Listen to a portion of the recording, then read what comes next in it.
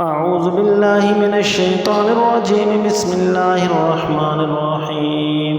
إن الذين يكفرون بآيات الله ويقتلون النبيين بغير حق ويقتلون الذين يأمرون بالقسط من الناس فبشرهم بعذاب أليم. أولئك الذين حبطت أعمالهم في الدنيا والآخرة وما لهم من ناصرين. ألم تر إلى الذين أوتوا نصيبا من الكتاب يدعون إلى كتاب الله ليحكم بينهم ثم يتولى فريق منهم وهم معرضون.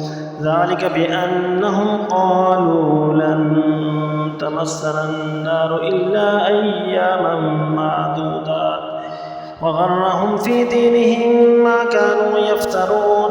فكيف إذا جمعناهم ليوم لا ريب فيه ووفيت كل نفس ما كسبت فهم لا يظلمون. قل اللهم مالك الملك تؤتي الملك من تشاء وتنزع الملك ممن تشاء وتعز من تشاء وتذل من تشاء بيدك الخير إنك على كل شيء قدير.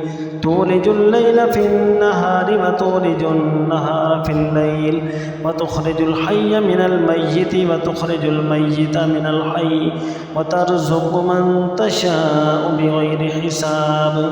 لا يتخذ المؤمنون الكافرين أولياء من دون المؤمنين ومن يفعل ذلك فليس من الله في شيء إلا أن تتقوا منهم تقاة ويحذركم الله نفسه وإلى الله المصير. قل إن تخفوا ما في صدوركم أو تبدوه يعلمه الله ويعلم ما في السماوات وما في الأرض والله على كل شيء قدير. يوم تجد كل نفس ما عملت من خير محضرا وما عملت من سوء تود لو أن بينها وبينه أمدا بعيدا ويحذركم الله نفسه والله رؤوف بالعباد. قل إن كنتم تحبون الله فاتبعوني يحببكم الله ويغفر لكم ذنوبكم والله غفور رحيم. قل أطيعوا الله والرسول فإن تولوا فإن الله لا يحب الكافرين. إن الله اصطفى آدم ونوحا وآل إبراهيم وآل عمران على العالمين ذرية بعدها من بعد والله سميع عليم. إذ قالت امرأة عمران رب إني نذرت لك ما في بطني محررا فتقبل مني إنك أنت السميع العليم. فلما ودعتها قالت رب إني ودعتها أنثى والله أعلم بما ودعت وليس الذكر كالأنثى وإني سميتها مريم وإني أعيذها بك وذريتها من الشيطان الرجيم. فتقبلها ربها بقبول حسن وأنبتها نباتا حسنا وكفلها زكريا.